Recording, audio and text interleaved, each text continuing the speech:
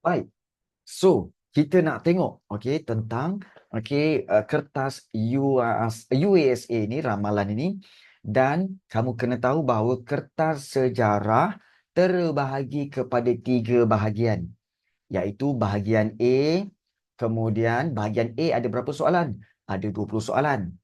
Baik, kemudian bahagian B, ada 4 soalan. Kamu kena jawab 4 soalan ni, dia soalan struktur. Dia ada 1 A, B, C, kemudian 2 A, B, C, juga 3 A, B, C, dan juga soalan yang keempat A, B, C. Baik, dan bahagian C, diberikan 2 soalan, kamu kena jawab salah satu daripada soalan ini. Okey. So itu bahagian A, B dan C. Baik. So masa diberi adalah selama 2 jam. Oleh itu, baik. So untuk hari ini, pada malam ini, sebelum kita memulakan perkara pertama yang wajib kamu kena ingat, iaitu ingat, perkara pertama yang kamu kena wajib kena ingat, iaitu apa dia? Iaitu ini dia.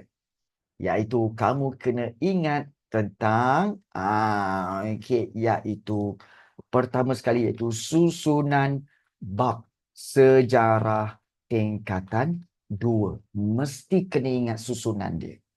Baik, jom bantu cikgu untuk kita ingat kembali ya. Iaitu bab 1, tajuk dia apa? Iaitu tajuk dia ialah iaitu alam ataupun kerajaan alam Melayu. Bagus. Baik. Kemudian bab yang kedua, iaitu apa tajuk dia? Iaitu sistem pemerintahan dan kegiatan Ekonomi. kegiatan ekonomi. Okey. Siapa? Kegiatan ekonomi siapa? Alam Kerajaan Melayu. Alam Melayu. Bagus. So cikgu pendekkan KAM tu maksudnya Kerajaan Alam Melayu. Baik. Kemudian bab 3, iaitu bertajuk apa? Iaitu sosio budaya. Kerajaan Alam Melayu. Melayu. Apa beza dia cikgu? Baik, ingat kalau Kerajaan Alam Melayu tu, yang kamu ingat tentang konsep alam Melayu dari sudut geografi, konsep alam Melayu dari sudut bahasa, konsep alam Melayu dari sudut budaya. Kalau yang bab 2 ni, sistem pemerintahan tu, ini yang kamu kena ingat nama-nama gelaran raja tu. Kurung Benam, kemudian juga Raja Diraja, Warman. Cakravartin, kemudian Suryavarman, tu semua. Tu bab 2. Bab 3, iaitu tentang sosial budaya, tentang bahasa dan tulisan. Bahasa Sanskrit, kemudian tulisan Pallava, tulisan Kawi, itu bab 3. Okey. Refresh balik. Baik. Bab 4, iaitu berkaitan apa? Okey. Agama. Agama dan kepercayaan Kerajaan Alam Melayu. Tentang kedatangan agama Hindu, Buddha, kemudian Islam. Kemudian kita tengok bab 5. Bab 5 iaitu apa? Kerajaan Melayu Melaka. Iaitu Kesultanan Melayu Melaka. Okey, bab 6 iaitu tajuk apa? Sultanan Johor Riau. Yes, bagus. Kesultanan Johor Riau. Wai, cikgu dah nampak dah ada orang yang akan dapat A ni. Amin. Okay, Amin. Amik. Amin. Okey, baik, bagus.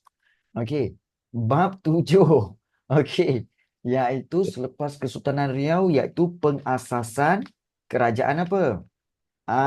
Okey. Perak. Perak, Selangor. Selangor, kemudian Pahang Terengganu. dan juga Terengganu. Terengganu, betul. Kemudian bab 8 tentang apa? Pengasasan juga. Bab 8 iaitu pengasasan kerajaan Kedah, apa? Perlis. Kedah. Kelantan, Negeri Perlis, Sembilan. Kedah. Kelantan Bagus. Negeri Sembilan. Kedah, Kelantan dan Negeri Negeri Sembilan. Sembilan.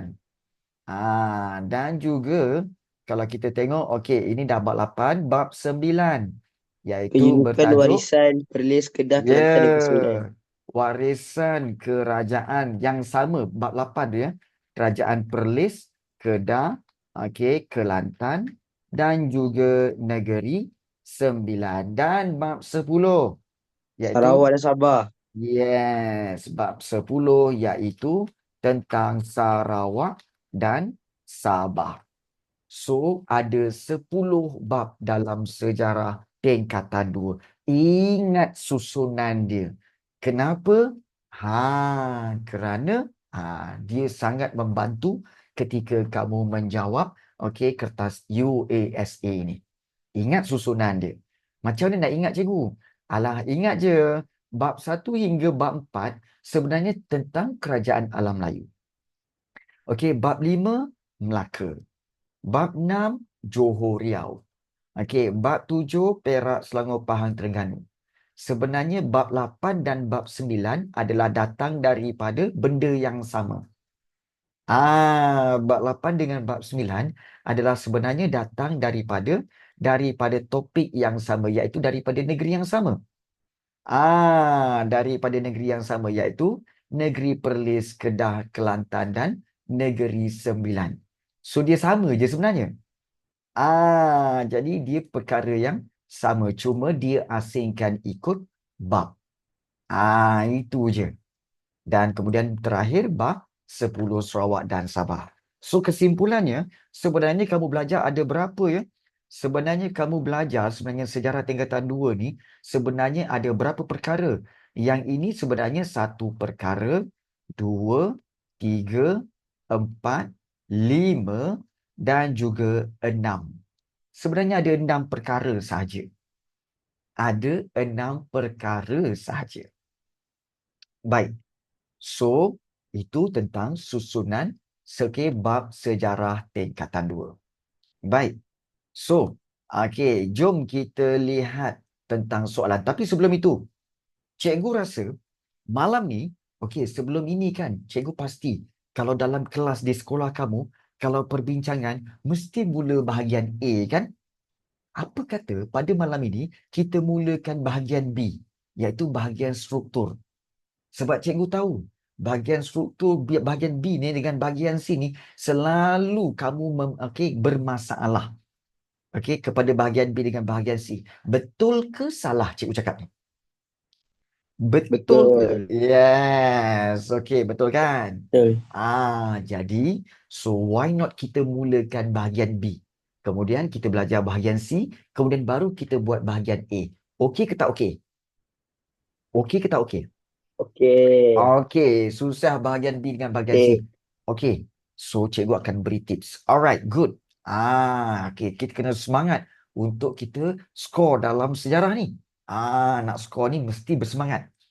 So, kita mulakan dengan kita lihat dulu bahagian bahagian B dulu. Baik. Inilah dia bahagian B. Baik. So, kita tengok di sini. Ini soalan dia.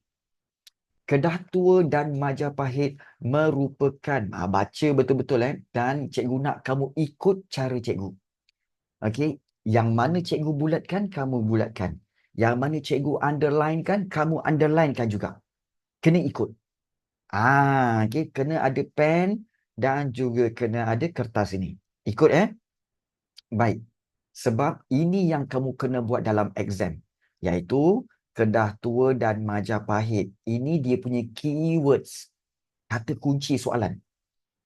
Kedah Tua Majapahit merupakan antara kerajaan alam Melayu yang masyhur. Faham?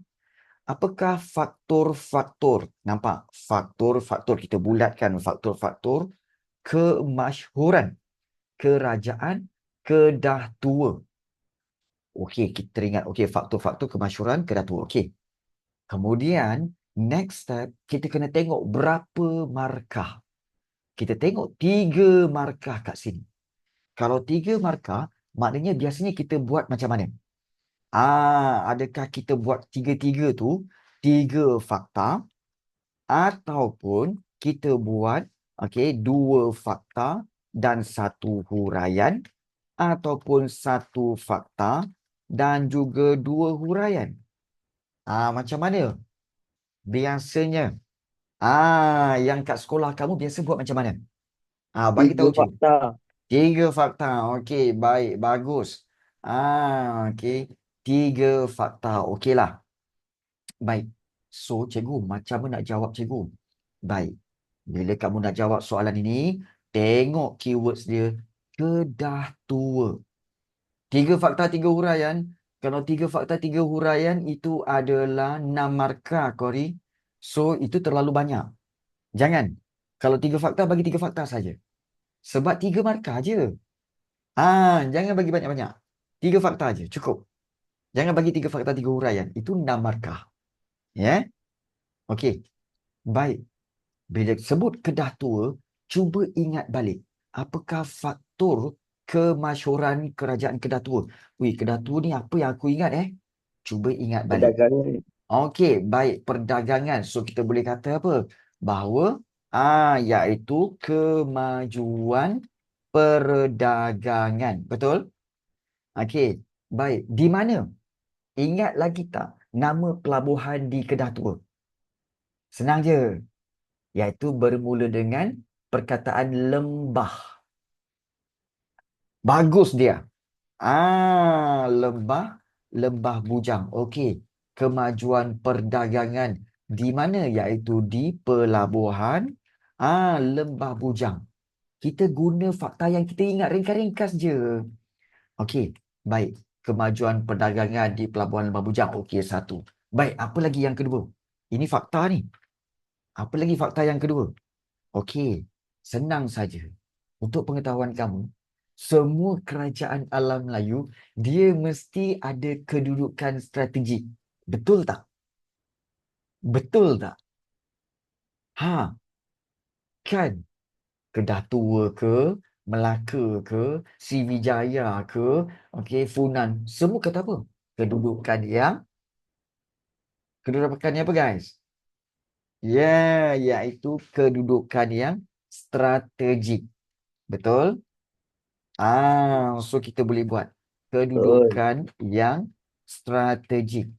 Kenapa kedudukan yang strategik, cikgu? Di sini kita boleh buat huraian.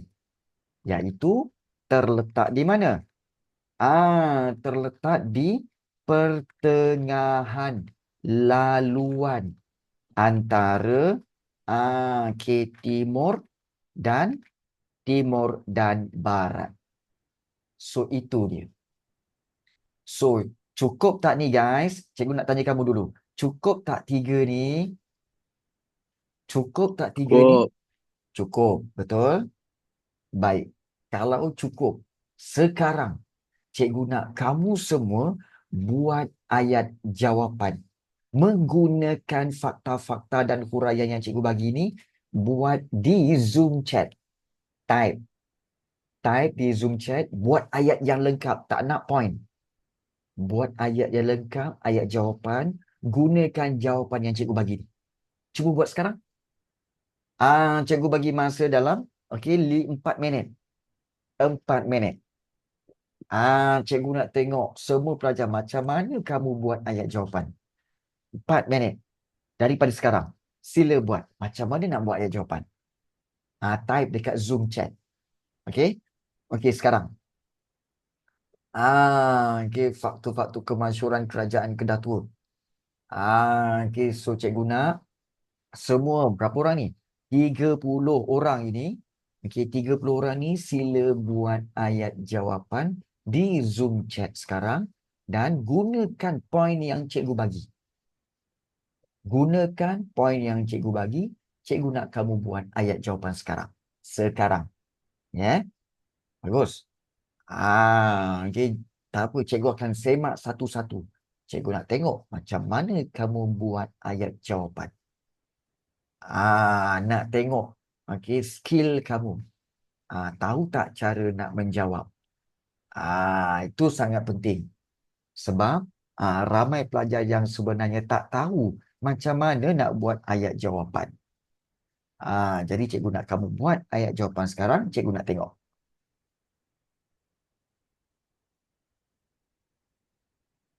Okey. Poin senang je. Faktor kemasyhuran kerajaan Kedah Tua. Okey, Khaira Alia, bagus. Antara faktor kemasyhuran kerajaan Kedah Tua ialah dagangan di Pelabuhan Lembah Bujang. Bagus, satu. Okey. Iaitu terletak. Okey. Okey, seterusnya. Okey, baik, bagus. Faktor. Baik. Khaira Alia, 3 markah untuk kamu. Tapi cikgu nak buat teguran sekejap lagi.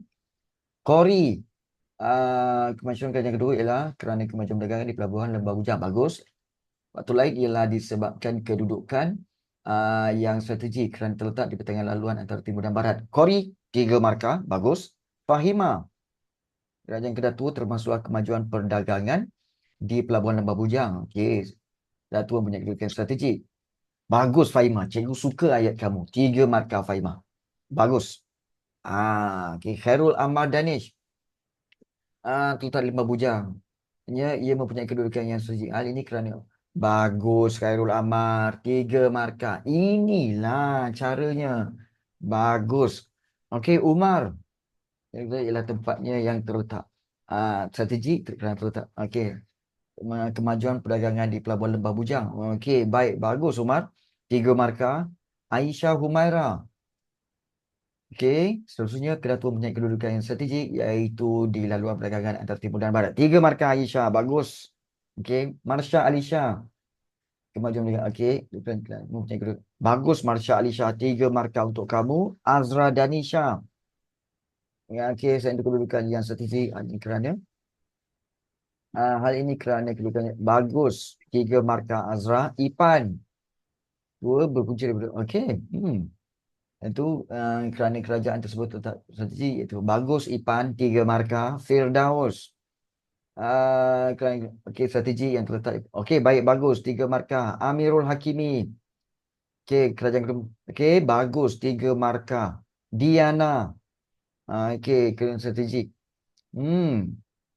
Ini kerana terletak. Okey, baik, bagus, 3 markah. Tapi cikgu akan buat teguran ya. Adam Zakwan, okey, selain itu juga antara faktor. Okey, baik, bagus Adam. 3 markah Adam. Bagus Adam. Adam Zakwan. Izrifki, menjadi petunjuk kepada pedagang. Kedudukan. Izrifki bukan kedudukan yang menjadi petunjuk kepada pedagang. Tetapi kalau untuk petunjuk, kita kena guna Gunung Jerai. Gunung Jerai. So, jawapan kamu tadi, kamu hanya dapat 3 markah sahaja. 3 markah. 2 markah saja. 1 kena tolak. Ingat tu. Arik Darius, strategik juga menjadi faktor. Baik, bagus, 3 markah. Mia Zara, okey, bagus, 3 markah. Irina Amani, baik, 3 markah. Rania, juga adalah kerana baik, bagus, 3 markah. Baik, Rania. Baik, so rata-rata bagus untuk menjawab soalan. Bagus. Cuma okey, cikgu nak buat satu teguran kepada bentuk jawapan seperti ini. Iaitu ini dia Cikgu buat satu teguran. Korang tengok betul-betul korang tengok betul-betul. Iaitu yang ini.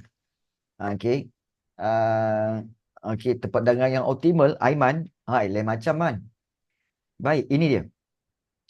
Baik, antara faktor kemasyhuran kerajaan Kedah Tua ialah kemajuan perdagangan di Pelabuhan Lembah Bujang. Okey, ayat pertama tu tak ada masalah. Tapi bila kamu buat seterusnya kedudukan yang strategik, iaitu terletak di pertengahan laluan antara timur dan barat. Baik guys, ayat ini kurang sesuai. Okey, kerana biar saya tak kuat. It's okay. Okey, sepatutnya kena ada kata nama di depan. Seterusnya, iaitu kamu kena buat Kedah Tua. Terletak di kedudukan yang strategik. So, kena ada letak balik perkataan Kedah Tua selepas perkataan seterusnya. Jangan buat seterusnya kedudukan yang strategik. Okey, selain itu, okey, terletak di pertengahan laluan. Jangan. Kena buat seterusnya Kedah Tua terletak di kedudukan yang strategik. Macam tu. Ayat yang lengkap. Okey. Okey, take note ya.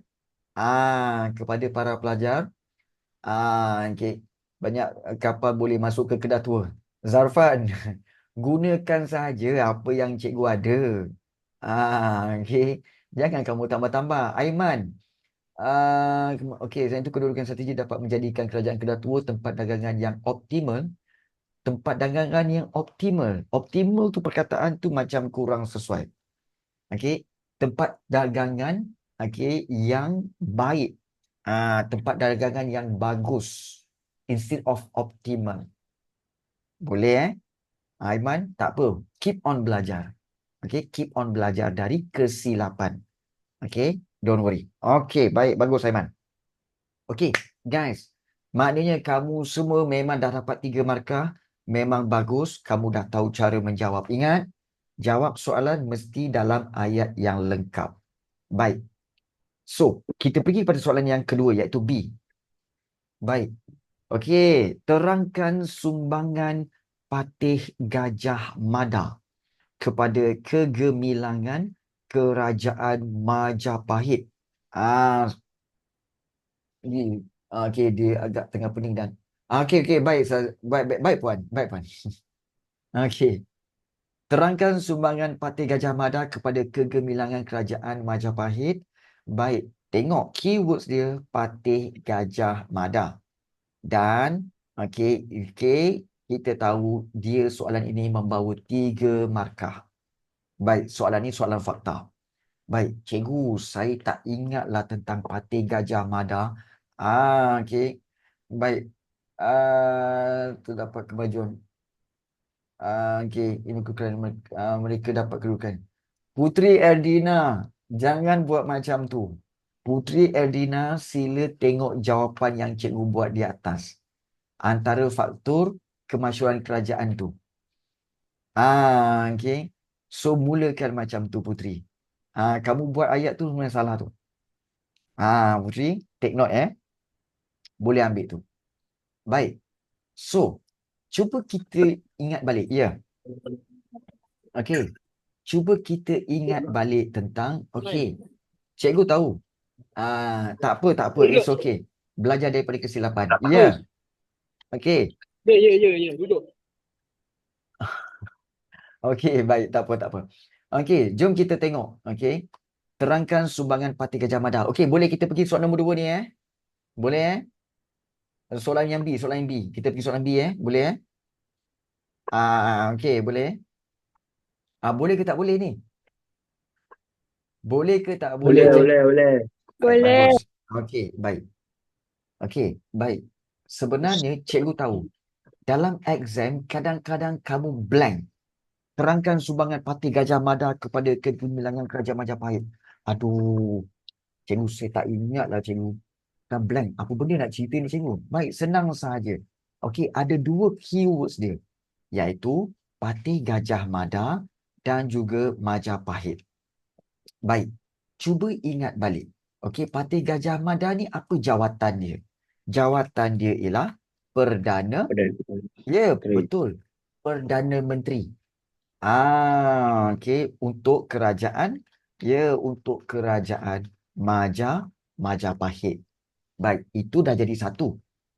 Ingat kita nak buat 3 markah kan? So, kita kena bagi 3 Perdana Menteri untuk kerajaan Majapahit. So, apa lagi dia buat? Baik, kita tahu bila Perdana Menteri Patih Gajah Mada ni memang famous. Kerana apa? Kerana sewaktu dia memerintahlah, kerajaan Majapahit telah buat apa? Meluaskan meluaskan tanah jajahan. So kita boleh kata apa? Okey, melakukan perluasan kuasa. Okey, di kerajaan. Baik, terima kasih dia. Kerajaan Alam Melayu. 2 dah. 2 dah. Okey, 1 lagi. Cuba ingat balik apa lagi kegemilangan kerajaan. Baik, kalau tak ingat Patih Gajah Mada, cuba ingat keyword 1 lagi. Majapahit. Okey, apa yang berlaku pada Majapahit bila dia memerintah? Majapahit telah menjadi menjadi apa? Menjadi pusat perdagangan yang utama. Okey. Di alam Melayu. Okey, cikgu, yang lain boleh cikgu. Yang lain tu macam mana? Okey, mengembalikan keamanan, okey, mengembalikan keamanan dan keselamatan kerajaan Majapahit boleh. Tak ada masalah. Tak ada masalah. Cuma cikgu tahu kamu semua ni sebenarnya dalam kepala kamu dah ada fakta. Cuma kamu tak berani nak keluarkan. Sebab bila kamu nak jawab kan, iya ke? Betul ke jawapan dia ni Betul ke macam ni Sebenarnya kalau kamu dah tahu fakta tu, ingat yang tu, bagi je. Jangan takut-takut. Bagi sahaja fakta tu.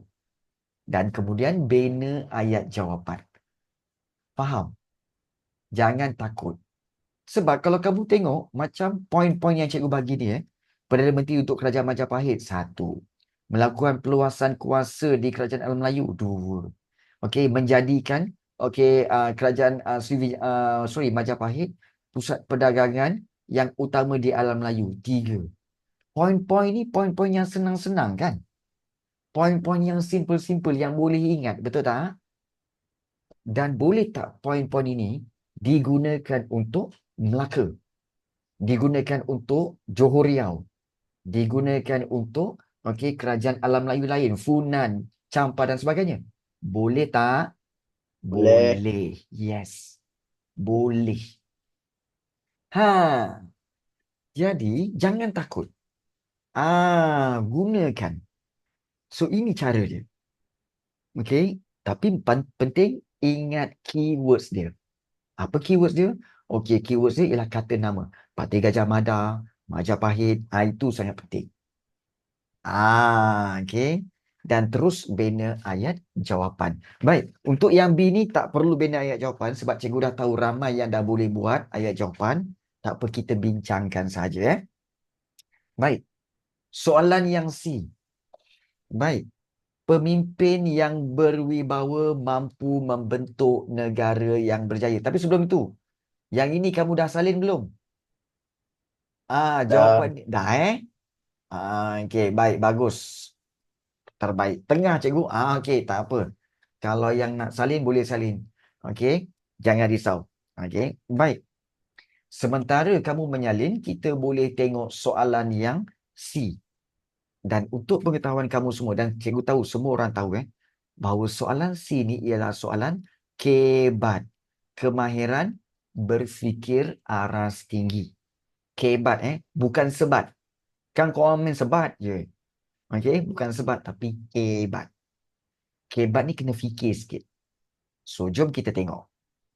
Pemimpin yang berwibawa. Okey, mampu membentuk negara yang berjaya. Berikan ulasan anda. Alamak, cikgu nak cerita apa ni cikgu? Pemimpin yang berwibawa ni macam mana? Berwibawa ni maksudnya pemimpin yang iaitu yang ada karisma. Iaitu yang kata apa tahu? Okey, yang berwibawa ni maknanya yang memang ada tokoh sebagai pemimpin yang boleh memimpin negara dengan baik. Ada aura. Ada aura. Okey. Jadi, okey. Sila berikan ulasan anda. Cikgu nak ulaskan apa? Kamu boleh ulaskan banyak perkara. Contohnya, pemimpin yang berwibawa ni, kamu boleh cerita pasal ciri-ciri. Ciri-ciri pemimpin berwibawa tu macam mana?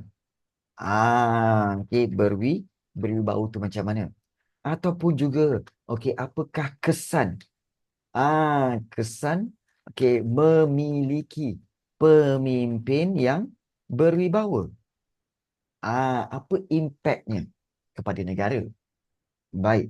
So, di sini cikgu lihat ada pelajar yang telah buat kuasa untuk membentuk dan mempengaruhi pendapat umum, menetapkan nada untuk negara, kesan yang akan memberi kesan kepada masa depan negara. Ingat, okey, pemimpinan yang baik mempunyai kuasa untuk membentuk. Okey, so soalan ni nak apa cikgu? Sebenarnya soalan ni kamu kena explain. Okey.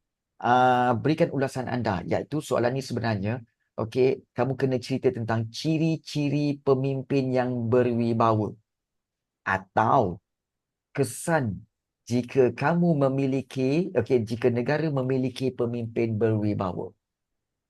So, cikgu nak tanya kamu. Kamu nak ceritakan ciri-ciri pemimpin berwibawa ke?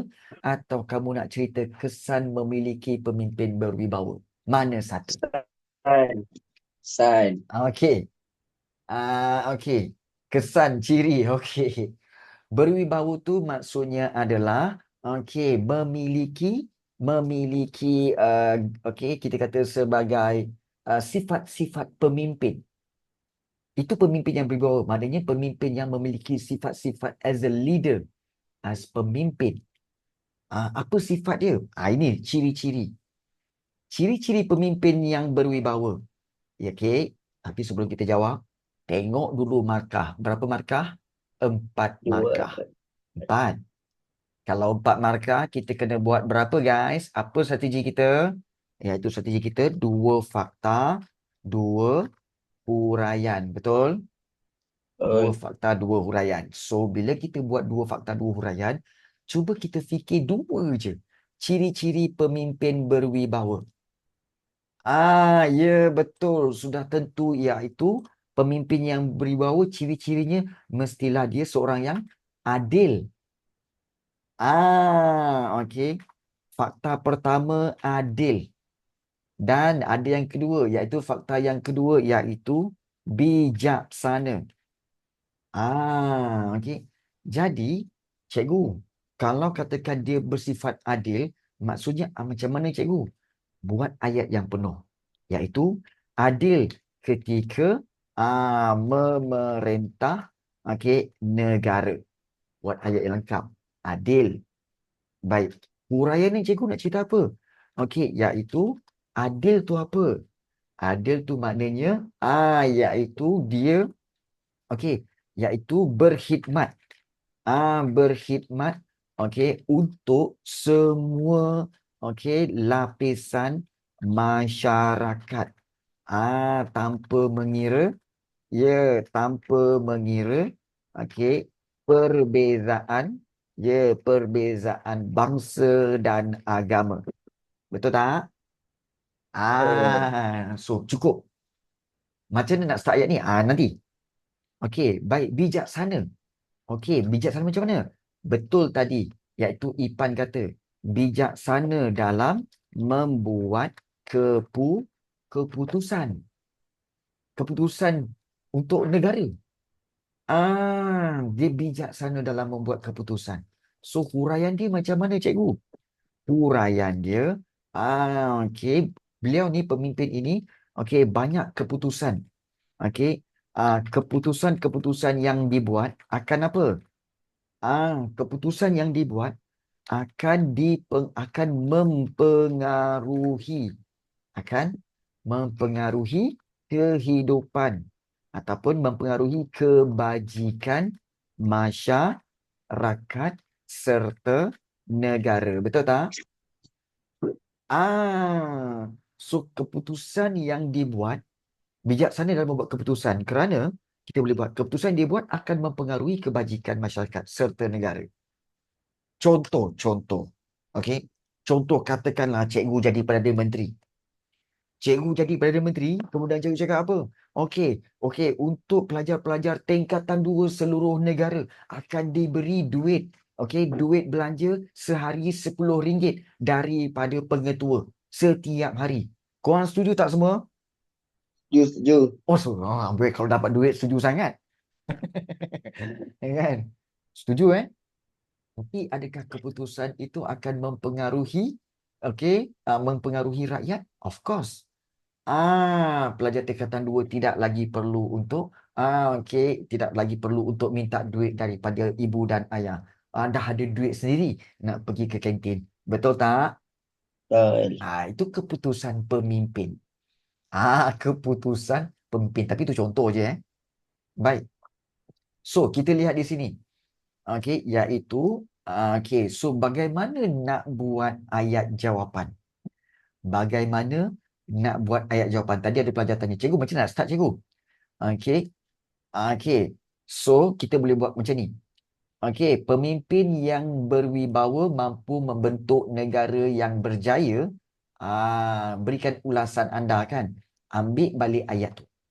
So, pemimpin yang berwibawa mampu membentuk negara yang berjaya. Okey, boleh titik.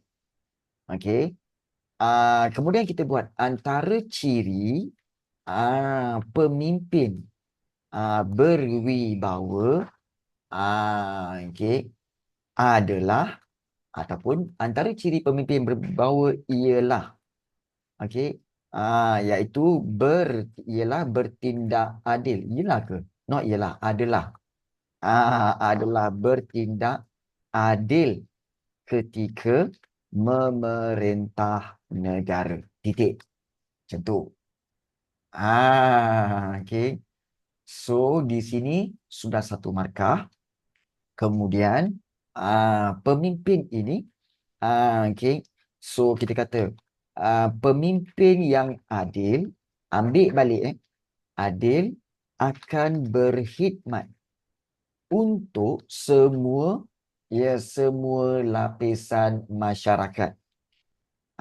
Lapisan masyarakat tanpa mengira perbezaan bangsa dan agama. Titik. Baik. So, itu sudah cukup. Okey, untuk berapa markah tu? Itu kamu baru dapat 2 markah, bang. Baru dapat 2 markah. Okey, baik. Kemudian kamu buat.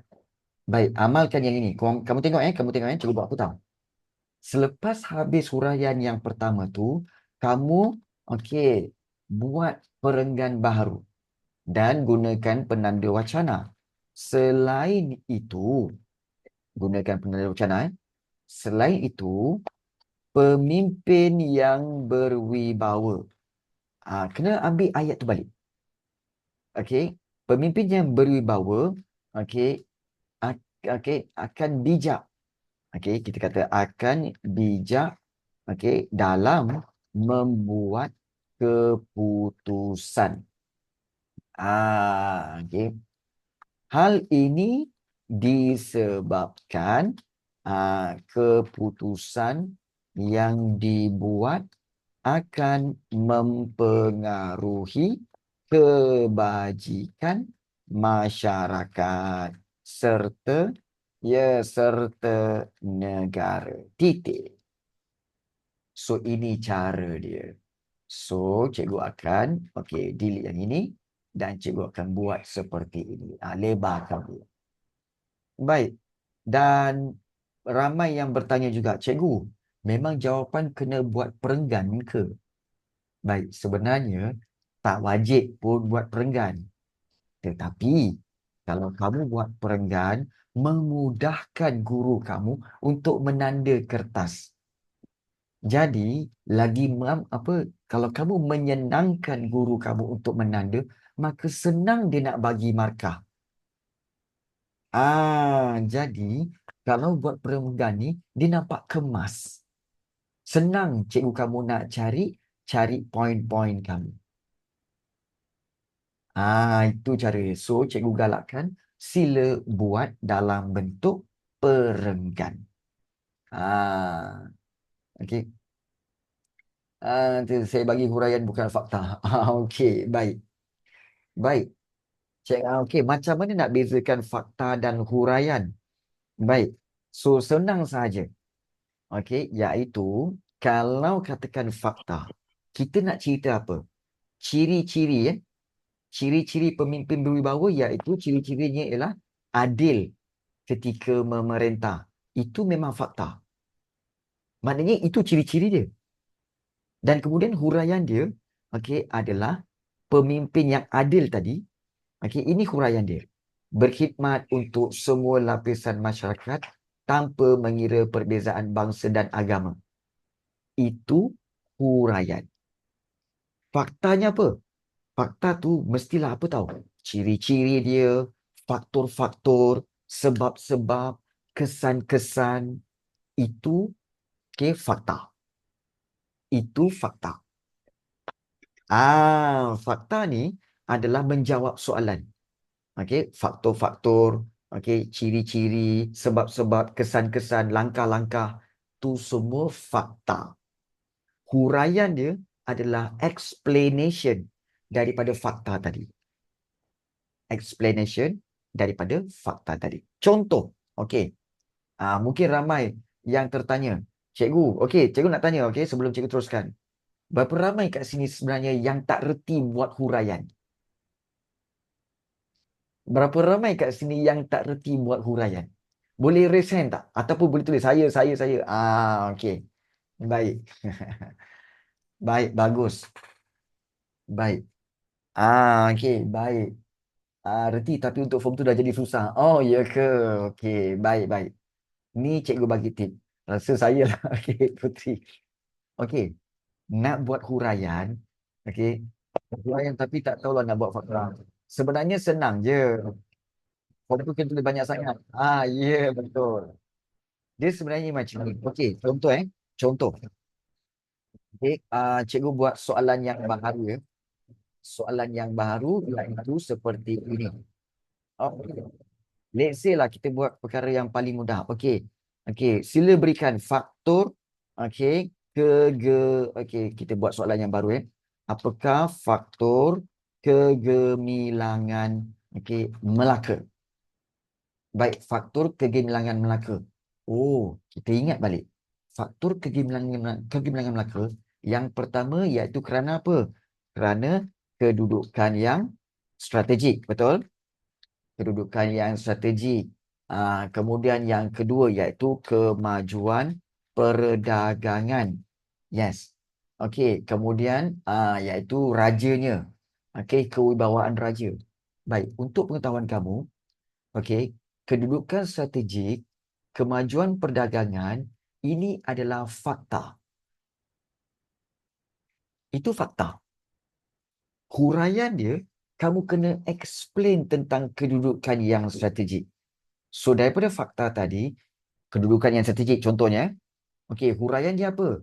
Huraian dia kita explain, iaitu terletak di pertengahan laluan antara timur dan barat. Itu apa cikgu? Baik. Yang ini ini adalah huraian. Daripada mana datang huraian? Daripada fakta kedudukan yang strategik. Sekarang nampak tak? Macam mana datang huraian? So, kedudukan strategik terletak pertengahan laluan. Kemudian kemajuan perdagangan. Kemudian kita kata, iaitu kemajuan, ataupun kita ambil kepimpinan. Kepimpinan raja yang berwibawa. Undang-undang. Berwibawa. So, ini jadi apa? Ini jadi fakta. Ini jadi fakta. Huraian dia, cikgu? Huraian dia explain pasal raja tu. Explain pasal raja, iaitu kamu boleh guna bahawa raja memerintah. Betul?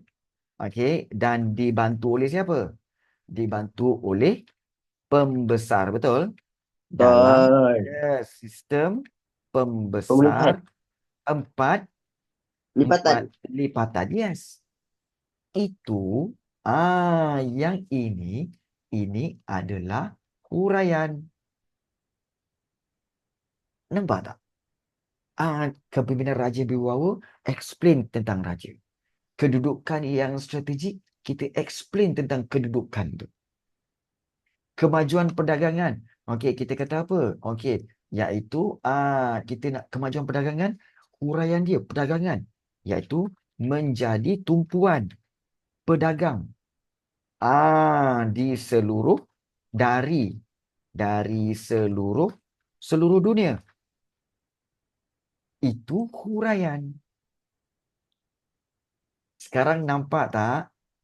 Mana satu fakta, mana satu huraian. Sekarang kamu faham tak? Mana satu fakta, mana satu huraian. Okey. Okey. Okey. Kalau saya kata sistem pentadbiran yang lengkap dan mempunyai sistem perundangan. Sistem pentadbiran yang lengkap, okey, itu sebenarnya sistem pentadbiran yang lengkap tu kurang sesuai. Sebenarnya yang lebih baik ialah sistem pentadbiran yang sistematik. Okey.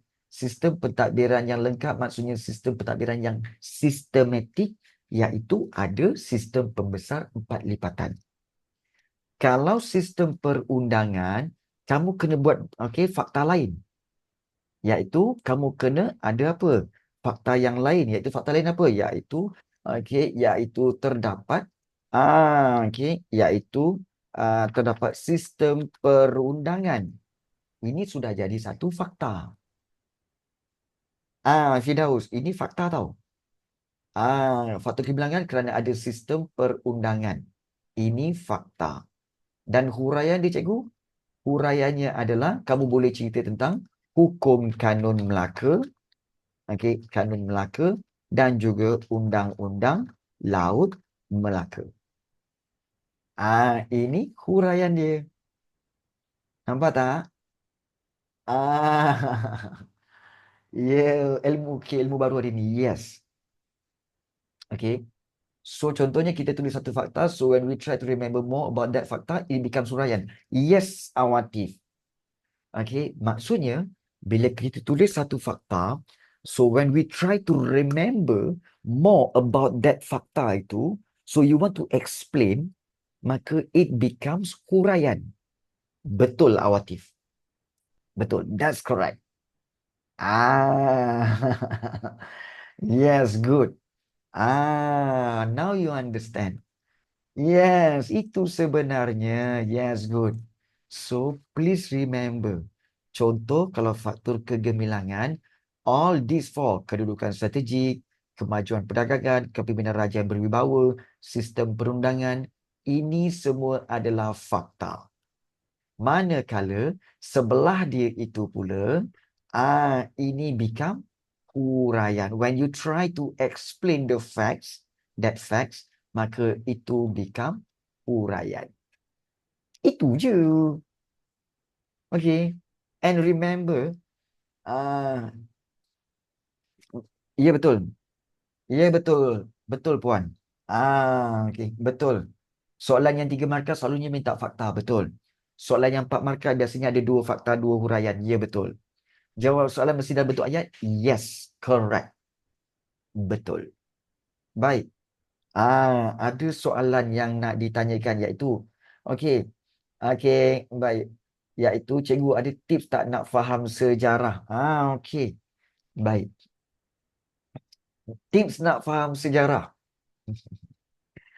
Okey, tips nak faham sejarah. Dia macam ni. Berapa ramai daripada kamu sebenarnya yang tak rajin membaca?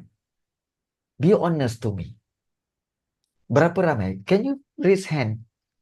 Berapa ramai yang sebenarnya tak rajin lah cikgu nak membaca ni, tak rajin sebab there's a lot of subjects yang you need to read, betul? So memang tak rajin. Rajin tapi tak ada masa dan cikgu tak really ajar dekat sekolah. Okey. Baik. Baik, bagus. Baik. Jika cikgu berikan satu cara, okey, tengoklah buku atau topik apa kena baca. Okey, baik. Sebenarnya macam ni. Jika kamu tak rajin membaca, nak tak untuk orang lain bacakan untuk kamu? Supaya kamu ingat. Nak tak orang lain bacakan untuk kamu supaya kamu ingat? Sebab kamu tak rajin baca. Nak. Ini cara baru. Ini cara baru. Cara moden untuk belajar sejarah. Macam mana tu cikgu? Bagus soalan tu. Macam ni kita nak ingat. Ada kawan saya pernah bacakan dan saya mostly ingat yang dibaca. Betul? Caranya mudah saja. Iaitu dia macam ni. Betul, Firdaus. Okey, kita sebenarnya memang ramai yang sebenarnya tak ada masa nak baca. Bukan tak ada masa tapi kadang-kadang tak faham-faham juga. Tak faham-faham juga. Baik. So, okey, cikgu berikan satu cara. Baik, caranya begini. Iaitu, okey, cara yang memang sebenarnya ramai yang tak tahu. Tapi cikgu cuba bantu. Baik, caranya seperti ini. Buat soalan kat kertas, lepas tu jawapan kat belakang. Kalau tak ingat, tengok. Bagus tu. Baik, sebenarnya macam ni. Iaitu, okey, cikgu ada Google Classroom. Di mana dalam Google Classroom sejarah tingkatan 2, kamu pergi pada classwork, ada semua video-video, okey, bab 1, bab 2, bab 3, bab 4, bab 5, sampailah bab yang ke-10. Okey, bab yang ke-10 iaitu Sarawak dan Sabah. Semua ada. So, apa yang kamu kena buat? Iaitu just klik kat sini dan kamu tonton video ataupun kamu pasang dan kamu dengar. So, cikgu dah bacakan dah untuk kamu. Cikgu dah bacakan untuk kamu. Okey. So, kalau agak-agak, okey. Ya, okey. Kamu boleh ulang lagi. Banyak kali nak tengok pun boleh. Sebab apa? Sebab bila kamu dengar banyak kali, maka kamu akan ingat. Dengar Cikgu, banyak kali. Ya. kalau duduk asrama itu, Ada bawa phone tak? aduh, itu abang. Sini. Ah, baik. Okey, baik. Tak apa. Baik. Tapi tak boleh bawa phone tak apa. Untuk beberapa hari ni, daripada hari ni, okey. Okey ke tu? Jangan. Tak boleh bawa. Okey. Daripada hari ni, hari Khamis, Jumaat, Sabtu, Ahad, okey, kamu boleh tonton semula rakaman video kelas itu. Okey, secara percuma. Nak tak? Okey. Nah. Nak. Okey, baik. So kalau macam tu, ini bonus untuk kamu semua ya. Iaitu cikgu akan berikan kelas iaitu cikgu akan berikan link kelas itu, link Google Classroom. Boleh cari kat YouTube ke? Cikgu sebenarnya unlisted kan, cikgu hide kan. Cikgu hide kan sebenarnya sebab ianya khas untuk pelajar-pelajar kelas online cikgu saja. Special untuk kamu semua. Ini special. So, kalau kamu nak, sila klik pada link ini. Klik pada link ini dan bila kamu klik pada link itu, kamu akan dibawa ke Google Classroom tersebut. Okey, dan kamu boleh tonton. Dan kalau ada nota kat dalam tu, boleh guna. Kalau ada latihan kat dalam tu, boleh guna. Dah lama dah. Okey, so Firdaus, gunakan Firdaus. Gunakan ni. Gunakan semua yang ada dalam ni. Dengar video-video pun semua. Dengar banyak kali. InsyaAllah. Boleh. Itu cara dia. Okey. Baik. Okey. Boleh faham semua? Boleh faham Dah klik Dah klik Ingat tau. Nanti lepas ini, kalau katakan cikgu upload video yang baru, okey, terutama sekali video bengkel ni, kamu akan dapat notification dalam email ya. Cikgu tak boleh. Kenapa tak boleh pula ni? Boleh.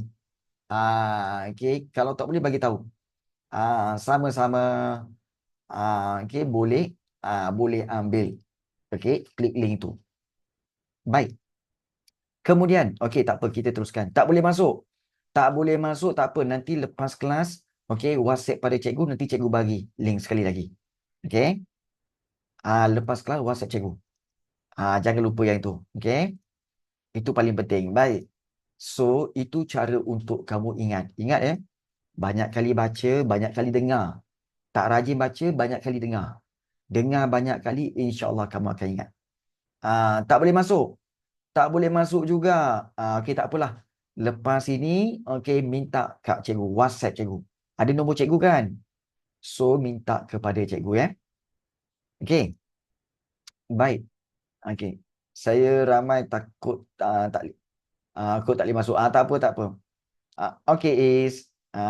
Okey. Tak apa, tak apa, tak apa. Baik. So, inilah dia cara-cara untuk menjawab soalan bahagian struktur, bahagian B. Baik. Untuk bahagian soalan nombor 2, okey. Betul. Aiman, thank you so much. Okey, bahagian B keluar apa? Biasanya bahagian B, okey, rajin akan keluar daripada bab ini. Okey, iaitu ini adalah daripada bab 1.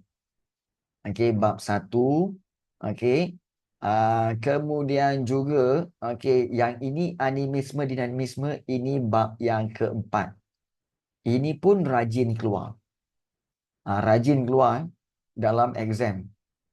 Tapi yang selalu keluar ialah iaitu Kesultanan Pahang Perak, Terengganu dan Selangor.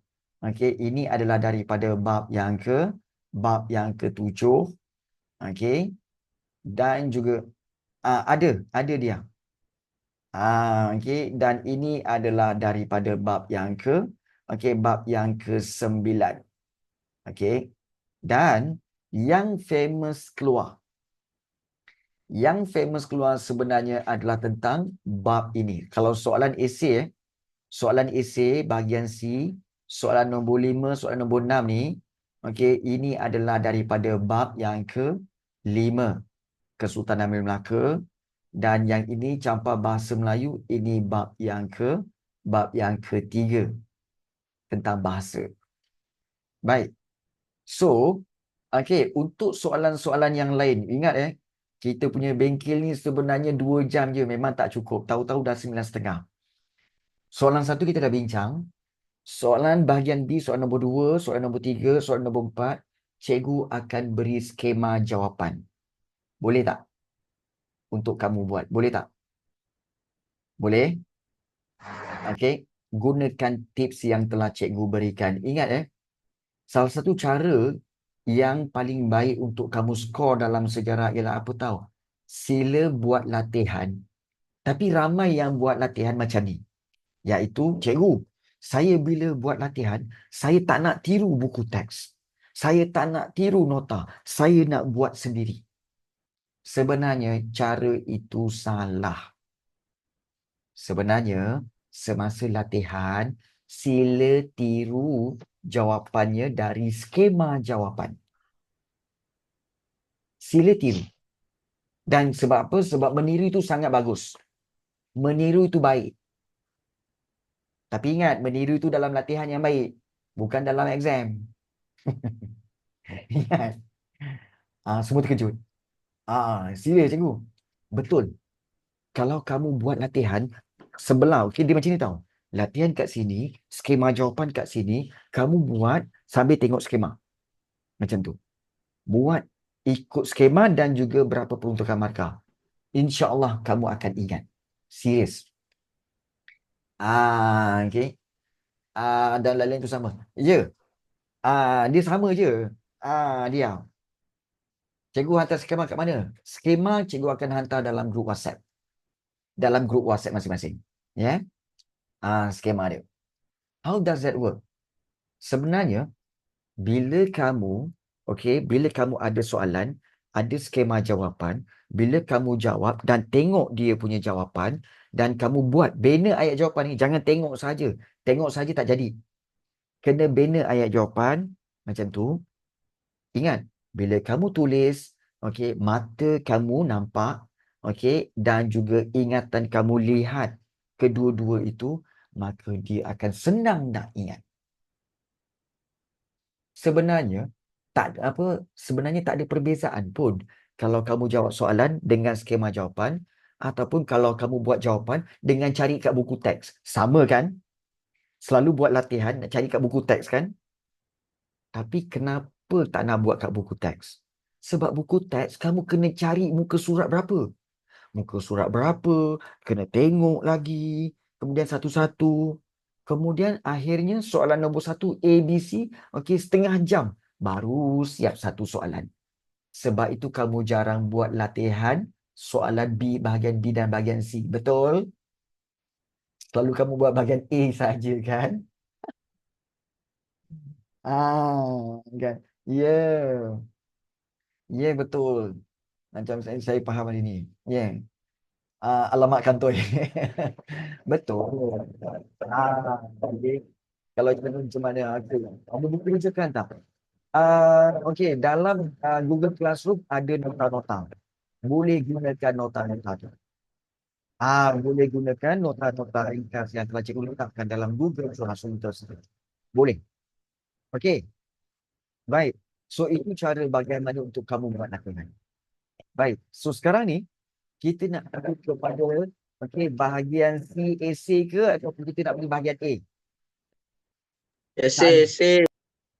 Tak ada, Aiman. Tak ada. Cikgu tak jual buku rujukan. Belum buat lagi dalam proses. Okey, jom kita buat bahagian C. Okay. So, jom kita buat bahagian C. Ini dia. Baik.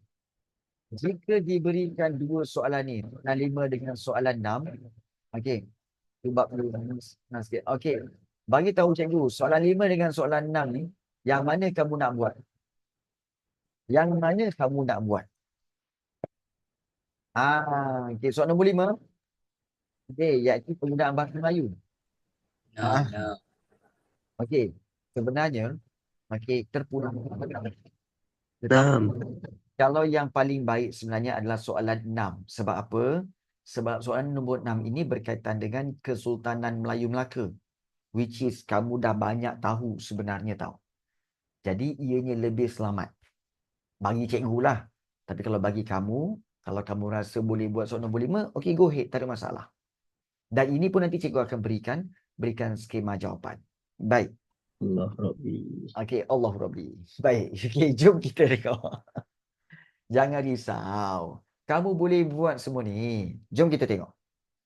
Okay, soalan nombor 6. Sistem perundangan yang mantap telah melonjakkan Kesultanan Melayu Melaka ke arah kegemilangan. Okey, iaitu Hukum Kanun Melaka dan Undang-Undang Laut Melaka merupakan undang-undang tersohor. Okey, terkenal tersohor tu terkenal. Kesultanan Melayu Melaka terangkan kandungan kedua-dua undang-undang ini 6 markah. Baik, cikgu, saya tak ingatlah cikgu. Tak apa, fokus dulu, fokus. Ingat keywords dia. Hukum Kanun Melaka, Undang-Undang Laut Melaka. So, kita akan buat seperti ini. Okey. So, Hukum Kanun Melaka dan juga sebelah lagi iaitu Undang-Undang Laut Melaka. Baik. So, di sini kita lihat 6 markah. Bila 6 markah dekat sini, kita kena buat 3 fakta, 3 huraian, betul? 3 fakta, 3 huraian. Itu cara dia. So, kalau kamu nak buat 3 fakta dan 3 huraian, so boleh sahaja. Okey, dengan cara apa? Sebenarnya kamu explain je apa yang kamu ingat tentang hukum kanun Melaka. Baik. So, kita boleh tulis. Okey, hukum kanun Melaka. Okey, iaitu hukum berkaitan dengan apa? Okey. Iaitu berkaitan undang-undang. Okey. Di bandar ataupun di Kota Melaka. Ini perbezaan dia. Kalau undang-undang Laut Melaka iaitu berkaitan peraturan di laut dan pelabuhan. Pelabuhan Pelabuhan Melaka. Itu beza dia. Di Kota Melaka. So ada kita fokus kepada hukum kanun Melaka dulu. Iaitu berkaitan undang-undang di Kota Melaka, iaitu berkaitan dengan terdapat peraturan. Kita boleh tulis terdapat peraturan berkaitan berkaitan urusan jual beli. Dan juga Dan juga kita boleh mentionkan tentang juga terdapat peraturan berkaitan ataupun tentang kekeluargaan. Boleh. So di sini kamu telah memberikan 3 poin untuk hukum kanun Melaka. Baik, Undang-Undang Laut Melaka. Iaitu iaitu kita kata sebagai peraturan di pelabuhan. Peraturan di pelabuhan Melaka. Di pelabuhan Melaka berkaitan dengan apa, guys? Kalau Undang-Undang Laut Melaka. Peraturan-peraturan di pelabuhan, kemudian juga tugas-tugas syah bandar, dan juga nakhoda kapal.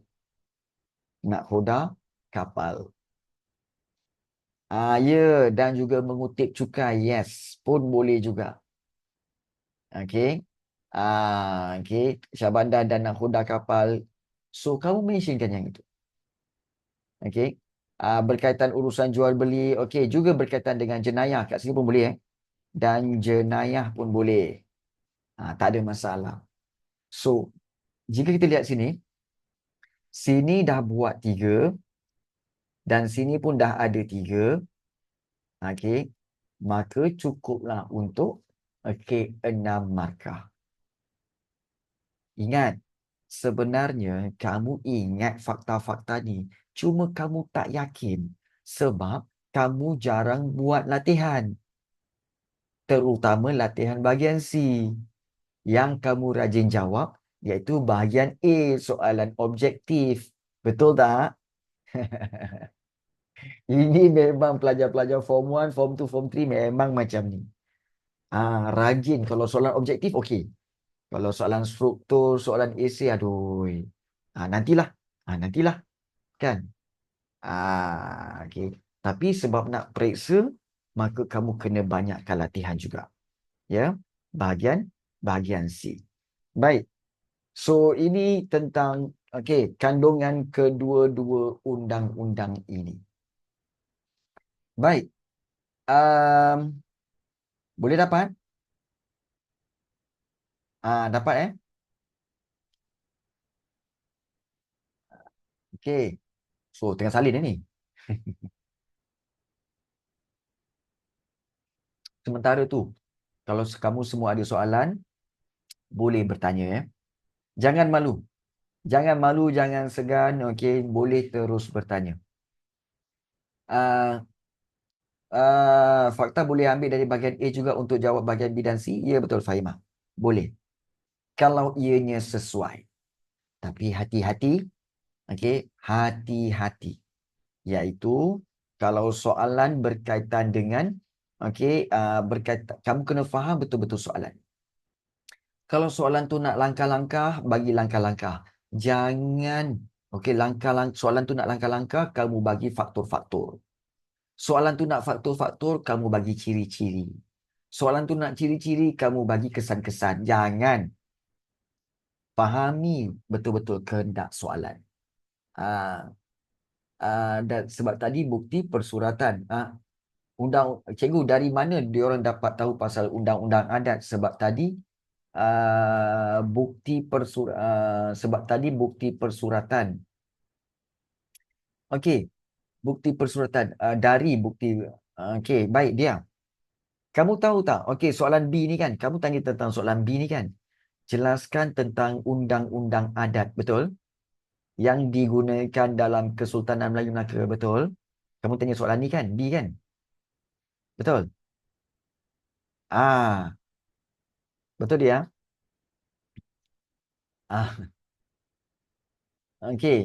Kamu tanya soalan B, betul. Baik, bagus. Baik, yang ini dah siap Cikgu nak padam tau. Cikgu nak padam Baik, so cikgu akan padam dulu. Baik, so cikgu akan padam. Alright, so dia begini.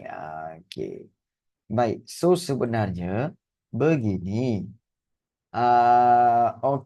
Iaitu sekejap cikgu kena iris dulu. Alright. So, undang-undang adat. Tahu tak undang-undang adat tu apa? Cikgu tanya dulu. Tahu tak undang-undang adat tu apa? Dia Tahu ke? macam Hmm. contoh macam adat ketemenggungan dengan adat pepatih tu. Iya, betul. Okey, undang-undang adat kalau di Malaysia ni sebenarnya dia ada dua je. Iaitu pertama adat Temenggung dan satu lagi iaitu adat Pepatih. adat Pepatih. Adat Pepatih hanya di Negeri Sembilan. Sembilan. Ya. So kalau kita lihat adat Temenggung iaitu di semua negeri Melayu. Semua negeri Melayu termasuk Melaka. Okey, semua negeri Melayu termasuk Melaka. Baik. Cikgu, kalau macam tu, jelaskan tentang undang-undang adat yang digunakan dalam Kesultanan Melayu Melaka. Senang saja. Iaitu untuk adat Temenggung. Okey, kita tengok berapa markah? 6 markah. Kalau 6 markah, bermaksud kita buat 3 fakta dan 3 huraian. Baik, 3 fakta, 3 huraian. Dia macam ni.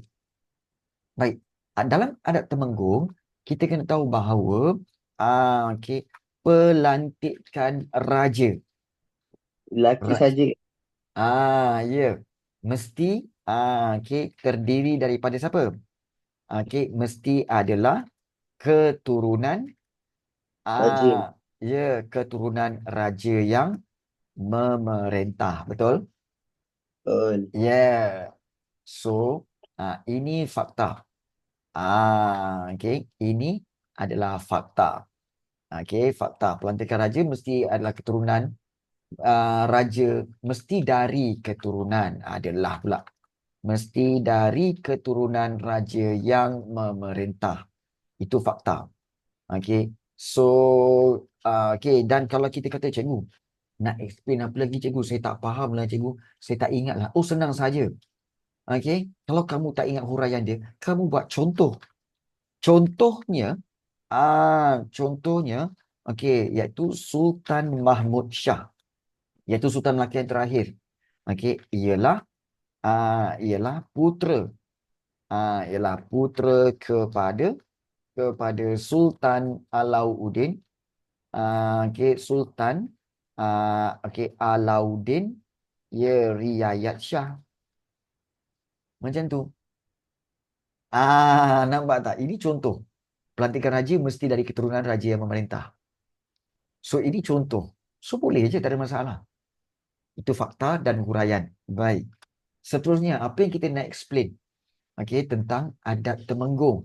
Baik. So, apa lagi kita nak explain tentang adat Temenggung? Amirul, selain daripada jelaskan tentang undang-undang tu, apa lagi yang kita boleh explain tentang ini? Kan tadi kan kamu yang beri jawapan.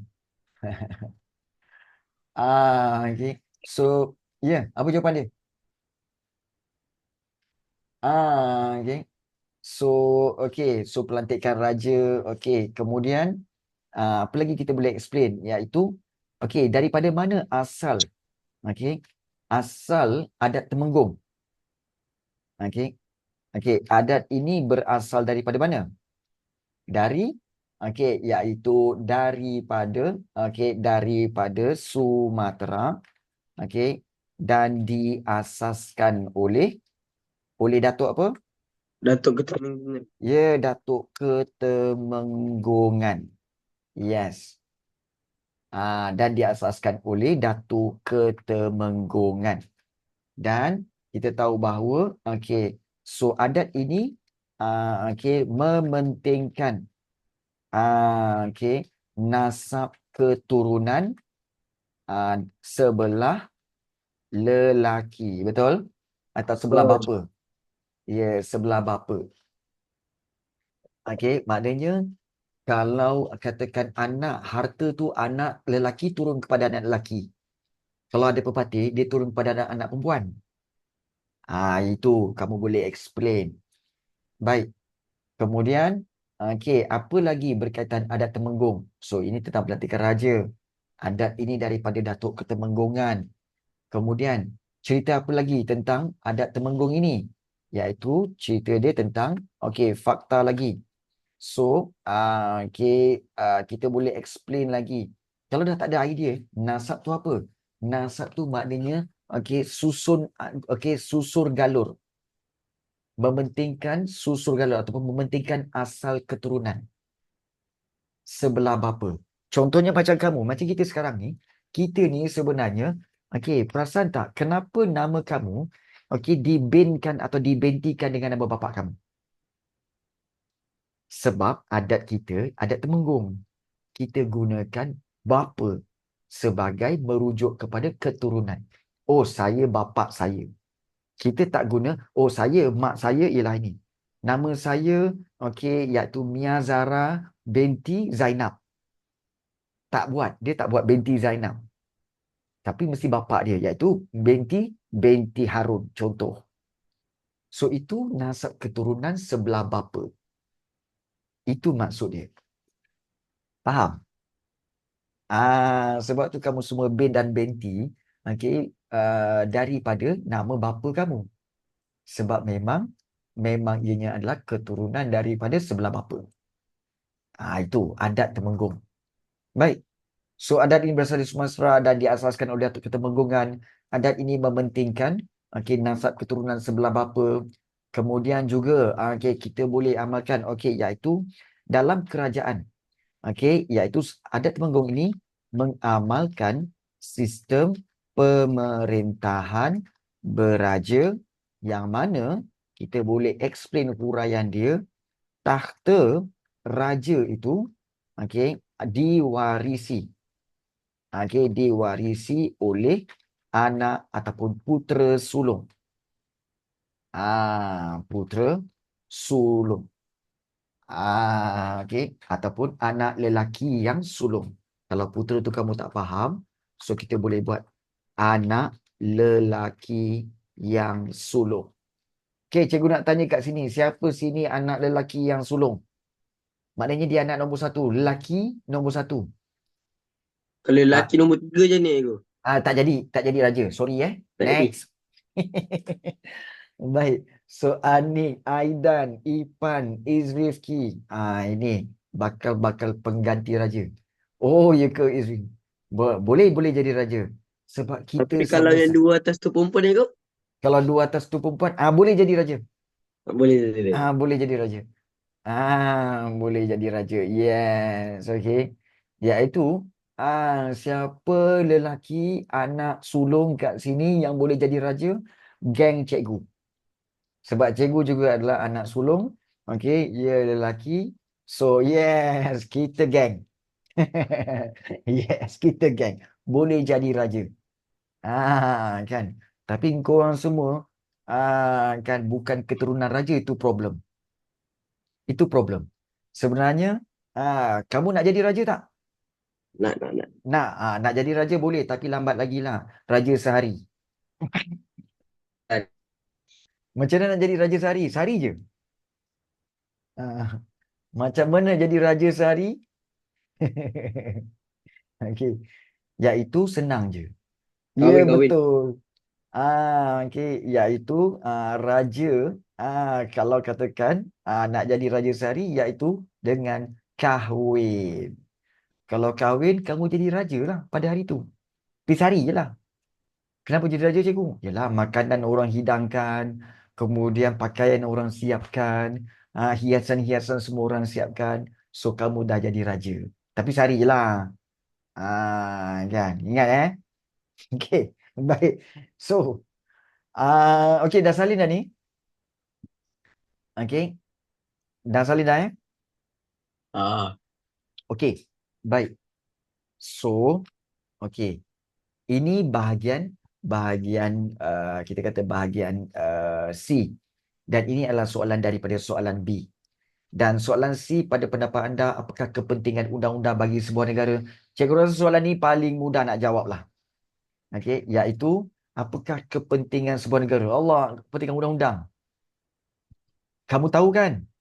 Kepentingan Memastikan undang-undang. negara aman damai. Iya, ini senang. Kalau soalan keluar macam ni, ya Allah, memang bonus lah untuk kamu. Memang bonus. Sebab apa? Kepentingan means benefit. What is the benefit? Okay, to have the law. Of course, untuk apa? Untuk memelihara keamanan. Okay, kemudian, okay, untuk menjamin keadilan bagi seluruh rakyat dan macam-macam lagi. So, cikgu rasa soalan ini pun kamu selalu buat. Okay. So, boleh tak kita skip soalan ini dan kita pergi pada bahagian A pula? Ya betul, Mia Zara. Okay, iaitu kalau 8 markah macam ni, maknanya 4 fakta dan 4 huraian. 4 fakta dan 4 huraian. Tak boleh 8 fakta. Okey, baik. Sebenarnya, okey, lagi senang untuk kamu buat 4 fakta, 4 huraian daripada 8 fakta. Kerana apa? Okey, kerana kalau 4 fakta, kamu kena fikir 4 kali je. Sebab huraian datang daripada fakta. Kalau kamu buat daripada, okey, kalau kamu buat, okey, 8 fakta, 8 kali kamu kena fikir. Susah. Mana lagi senang? Nak fikir 4 kali ke nak fikir 8 kali? Empat. Yes. Mana satu lagi senang? Kan? Ya betul. Lagi senang fikir 4 berbanding 8. Okeylah. Since ada yang bertanya juga, okey, jom. Okey, kita buat. Okey, soalan C. Kepentingan undang-undang. Baik. Okey, kepentingan undang-undang. Okey. So, bagi tahu cikgu. Okey, bagi tahu cikgu. Okey, fakta yang pertama. Okey, fakta yang pertama. Okey, apa kepentingan undang-undang? Iaitu pertama untuk, iaitu membentuk suasana, kehidupan. Yang teratur. Okey. Kenapa teratur, cikgu? Iaitu kita boleh huraikan kenapa teratur. Kerana semua anggota masyarakat, semua kita kata rakyat. Okey. Ini soalan nombor C. Ini soalan C Soalan C. Soalan C. Okey.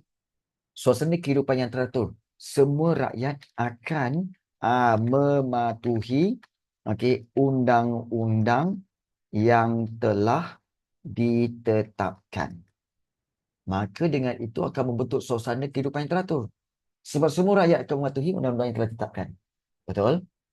So, cikgu mungkin ada yang tanya, mana datang ayat ni?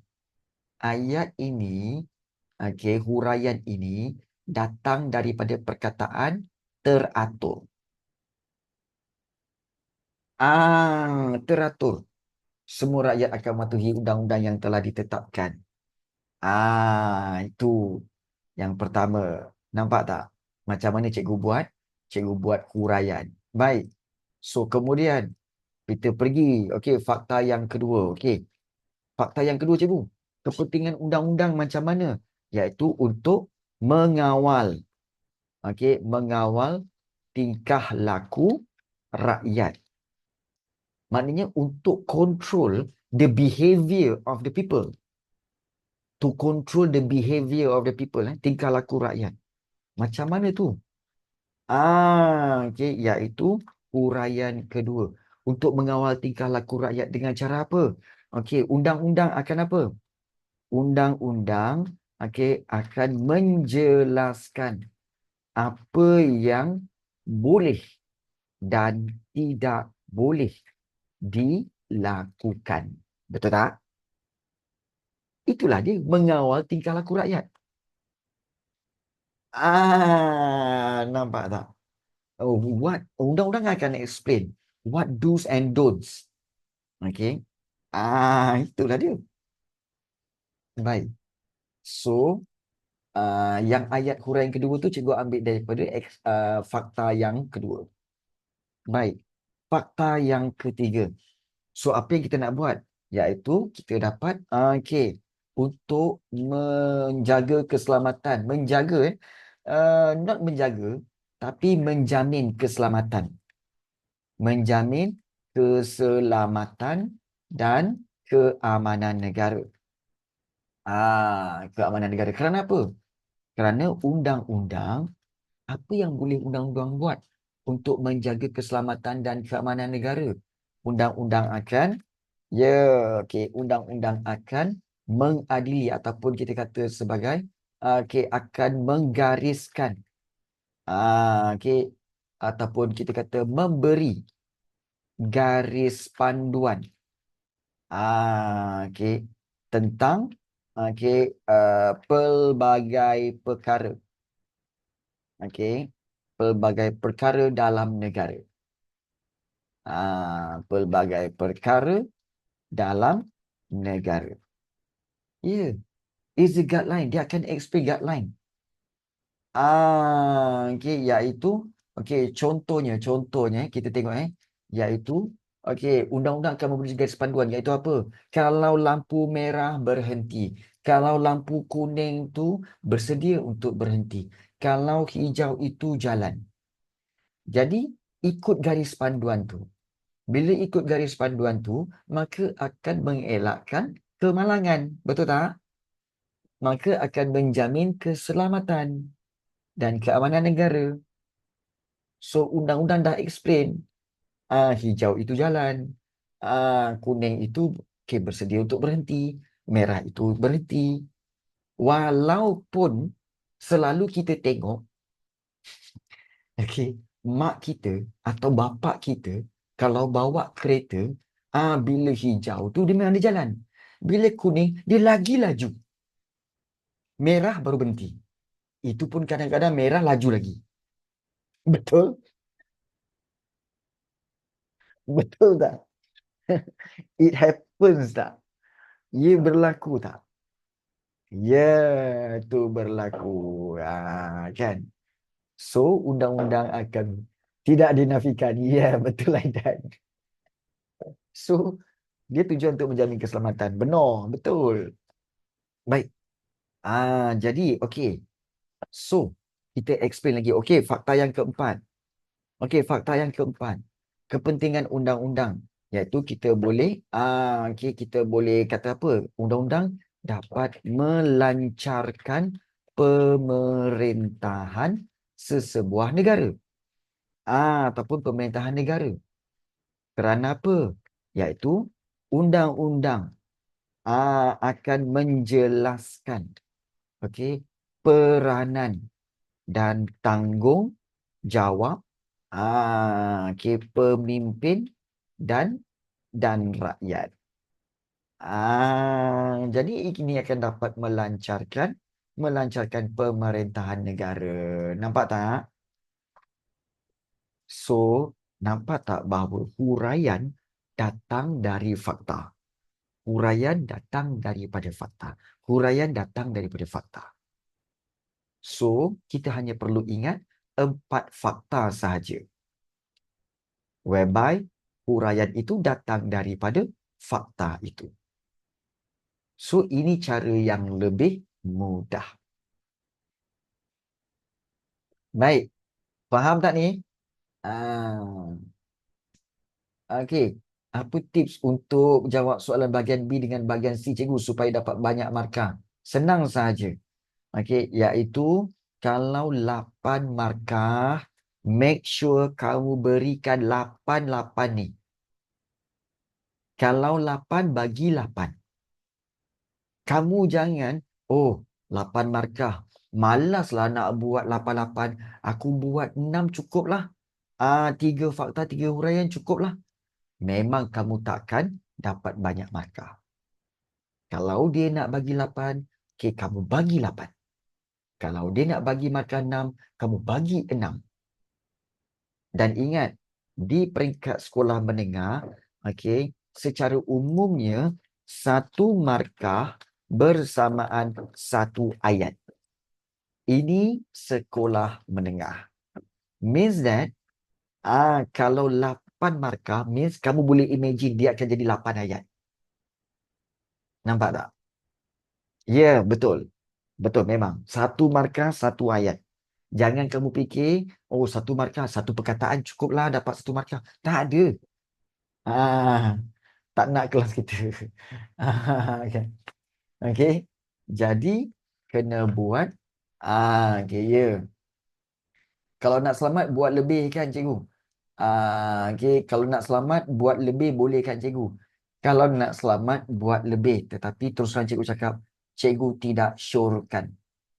Okay, cikgu tidak suggest untuk kamu buat. Ingat kalau 8 markah, okay, nak buat lagi satu lah untuk save.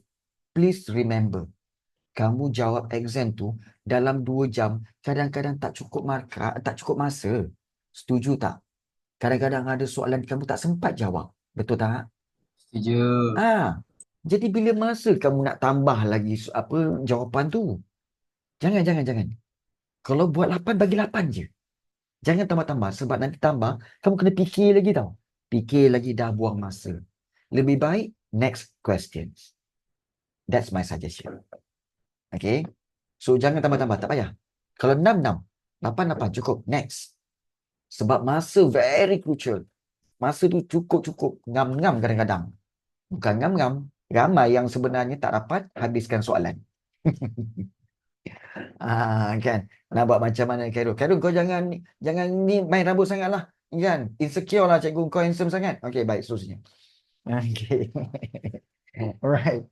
So, itu tentang, itu soalan tu. Baik, soalan. Ada soalan tak sebelum kita pergi kepada bahagian A? Kita tinggal 15 minit saja lagi untuk kita bincangkan soalan bahagian A. Boleh kita pergi kepada bahagian A pula? Boleh. Boleh? Okey, bahagian A. Baik, bahagian A. Ingat, tadi cikgu kata apa? Ingat susunan bab kan? Kerana apa? Kerana soalan memang ikut susunan bab. Iaitu soalan nombor 1, mengapakah bahasa Melayu mudah diterima? Ini bab 1. Nama kerajaan di alam Melayu? Ini bab 1. Kemudian soalan nombor 3, sistem pemerintahan di Sriwijaya? Ini bab 2. Kemudian soalan 4, kegiatan penanaman padi? Ini bab 2. Kemudian soalan nombor 5, persuratan, maknanya ini bab 3. Kemudian Candi Angkor Wat, ini pun bab 3. Kemudian soalan ini kepercayaan, ini bab 4. Kemudian kalau kita teruskan, bentuk hubungan diplomatik yang dijalankan, ini bab 4. Kemudian soalan 18, pelaksanaan hukuman dalam adat perpati bersifat pemulihan. Apakah tujuan hukuman tersebut dilaksanakan? Ini bab berapa ni? Bab Ini 9. bab 9. Bab 9. Sebab soalan dah 18. Kenapa tiba-tiba soalan ni ke 18? Alamak, cikgu salah bagilah. Ini soalan soalan 9, 10, 11, 12, 13, 14, 15, 16, 17. Hilanglah. Sorry guys. Korang ada tak? Tak ada kan? Ada. Tak ada Sorry. Tapi tak apa. Apa yang cikgu nak mentionkan ialah iaitu soalan disusun ikut bab. Itu satu. Yang kedua iaitu kamu boleh guna teknik first impression atau teknik tembak. Ingat? Waduh, tembak. Yes. Tembak kamu semua jangan. Cikgu tahu. Kamu semua akan tembak menggunakan teknik yang biasa. Satu dunia. Satu Malaysia pakai. Iaitu apa? Bismillahirrahmanirrahim. Alhamdulillahirrabbilalamin. Betul? Kadang-kadang. Kadang-kadang. Kan? Kalau tak Al-Fatihah, ayat kursi. Kalau tak ayat kursi, Qul huwallahu ahad. Kan. Harap-harap tembak tu betul. Jangan. Cara tu salah. Cara tembak tu salah. Mari sini cikgu ajar cara tembak betul. Dengar betul-betul. Cara tembak yang betul sebenarnya macam ni. Baik. Contohlah. Okey, contoh kita tengok kat sini. Okey, iaitu soalan nombor 1. Mengapakah bahasa Melayu, saya baca bismillah. Bahasa Melayu mudah diterima sebagai bahasa pertuturan di alam Melayu. Bersifat sederhana, bahasa tertua di dunia, kaya dengan kosakata, kaitannya dengan agama. Baik, kalau katakan kamu tak tahu tak tahu jawapan dia yang mana. Okey, so kamu tembak. Nak tembak ni cara dia macam ni. Okey, cikgu ajar Mula-mula pertama sekali iaitu buang dua pilihan jawapan yang salah. Baik, yang salah tu maksudnya apa? Tak ada kena-mengena dengan soalan. Contoh. Okey, baik. So, soalan nombor 1 A tu, kamu rasa A tu ya ke tidak? Tidak. Okey, ya atau tidak atau tak tahu? Yang A. Kod. Okey, kalau kod, okey, tanda soal. Kalau kod, tanda soal. Baik. Kemudian tengok yang B. Bahasa tertua di dunia. Is it? No. No. Okey, kita buang. Satu, kita dah buang. Potong. Kemudian, kaya dengan kosakata. Tak Boleh tahu? jadi. Boleh jadi. Okey, kita tak tahu. Okey, baik. So, kemudian kaitannya dengan agama. No. Okey, so kita boleh buang. Kaitannya dengan agama kita buang. Baik. So, itu first step. Buang dua pilihan jawapan yang salah. Baik. Second step iaitu, okey, buang, okey, ataupun kita kata dari dua pilihan jawapan yang tinggal, okey, yang tinggal, okey, pilih, okey, ataupun buang satu jawapan yang lebih salah. Jangan cari yang betul. Baik. Bersifat sederhana, kaya dengan kosakata. Mana yang lebih salah? Baik. Maksudnya macam ni tau. Bersifat sederhana dengan kaya dengan kosakata. Mana yang kamu tak pernah dengar? Bersifat sederhana. Bersifat sederhana tak pernah dengar? BM untuk BM tak pernah. Baik. Kaya dengan kosakata tak pernah dengar. So, kita boleh buang macam tu. Dan kali ni, kita tembak A. Kita tembak A. Sebab itu je lah jawapan yang tinggal. So, daripada situ, kita tembak jawapan yang tinggal. Ini baru teknik tembak yang betul. So, ini satu first step. Okay, ini second step. Okay, dan ini third step. Itu dia. Ni guna senjata apa tu ni? Ini kalau tak M16, kalau guna apa nama aku pun lupa. Okey. Baik. So ini cara dia. Ikut ni. Okey. Tak percaya. Jom kita praktis. Jom kita praktis Okey, yang ini. Kita praktis ini dekat sini. Soalan nombor 2. Baik. Baca betul-betul dulu. Panggil keluar cikgu. Okey. Senarai berikut menunjukkan nama kerajaan di alam Melayu. Cehca, Kalahbar, Kataha. Kerajaan tersebut ialah kerajaan praktis sebab bahasa besar. Okey, bagus Firdaus. Chenla, Champa, Kelantan, Kedah Tua. Alamak, tak tahu So jom kita tembak. Baik, kerajaan tersebut ialah Chenla. Pernah kita belajar tentang Chenla di alam Melayu? Tak. Tak pernah dengar. So tak pernah dengar, buang. Champa, pernah dengar. Adakah itu jawapannya? Tak tahu. So kita tak tahu. Baik, Kelantan. Kerajaan alam Melayu, Kelantan. Kan. Kan? Kedah Tua? Mungkin. So kita dah buang dua pilihan jawapan. Baik. So daripada dua pilihan jawapan yang tinggal, buang satu jawapan yang lebih salah. Kedah tua. Yang lebih salah. Champa ke Kedah Tua yang lebih salah? Kedah tua. Baik. Okey. Cuba tengok betul-betul. Okey, yang lebih salah. Kita tengok balik Jangan main tembak kat situ tau. Kita tengok balik maklumat ni.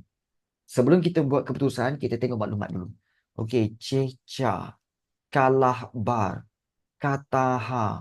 Okey, kalah bar. Okay. Macam mana nak tahu yang lebih salah?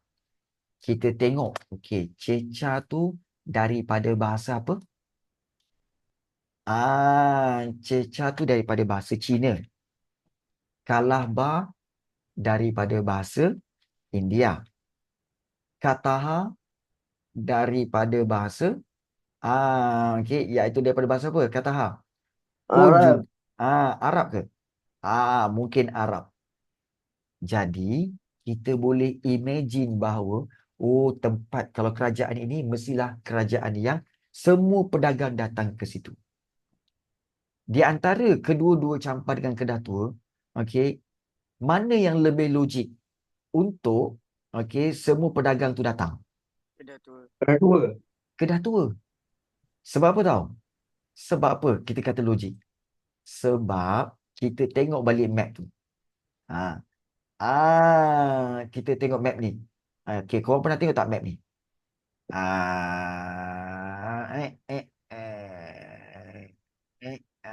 Gitu. Pernah tengok kan? Nak apa? Alam. PUBG. Malaysia, Malaysia, Malaysia. Okey, Malaysia. Kedah Tua kat sini betul? Betul. Okey. Campar dekat sini. Okey. So, yang mana agak-agaknya pelabuhan yang orang akan pergi? Yang di Kedah Tua ni ke ataupun di Campar kat sini? Sudah tentulah di Kedah Kedah Tua Tua. kan? Yes. Sebab dia di tengah-tengah laluan antara India dan juga China. Jadi sebab itu, thank you so much. So jawapan yang lebih tepat adalah kita boleh buang Campar dan kita boleh tanda Kedah Tua. Itu cara tembaknya. So kena tengok balik maklumat juga. Jangan main tembak je. Okey, baik. Nombor 3. Jom kita tembak. Kau tak salah sasaran. Okey. Baik. Okey, ini best. Sistem pemerintahan di Sriwijaya, pentadbiran wilayah, kedatuan, pradatuan. Siapakah yang memerintah kedatuan? B. A, B, C, D. B. Okey. So, jawapannya adalah, apa beza kedatuan dengan pradatuan? Kedatuan tu sebenarnya adalah, jawapan dia adalah B. Datu keturunan raja. Kalau pradatuan, datu bukan keturunan raja. Itu beza dia. Datu tu apa itu? Datu tu datuk lah sebenarnya. Datuk-datuk. Tan Sri, datuk-datuk. Betul tak? Ampun datuk. Ni datuk menteri ni. Ni datuk. Datu lah. Dia dulu panggil datuk. Gitu. Datu tu datuk-datuk. Baik. Satu lagi. Cikgu nak pesan pada kamu. Okey. Contoh soalan nombor 4. Cikgu tak nak guna teknik tembak. Cikgu nak perkenalkan satu lagi teknik. Iaitu, apakah yang dilakukan oleh pemerintah Angkor bagi memajukan kegiatan penanaman padi? Membina baring, menyelenggara Baring. daik, menambah tenaga buruh atau memperkenal benih berkualiti? Jawapan dia guys apa? Membina baring. Membina baring. Sebab apa? Sebab baring ni dia macam ni, tempat takungan air. Ya, takungan air yang besar iaitu di Angkor. Tapi ingat, dah baca, dah jawab soalan ini, sila move on ke next question. Jangan baca lagi. Kamu tahu apa jadi bila baca lagi? Bila baca lagi, kamu akan kata apa tahu?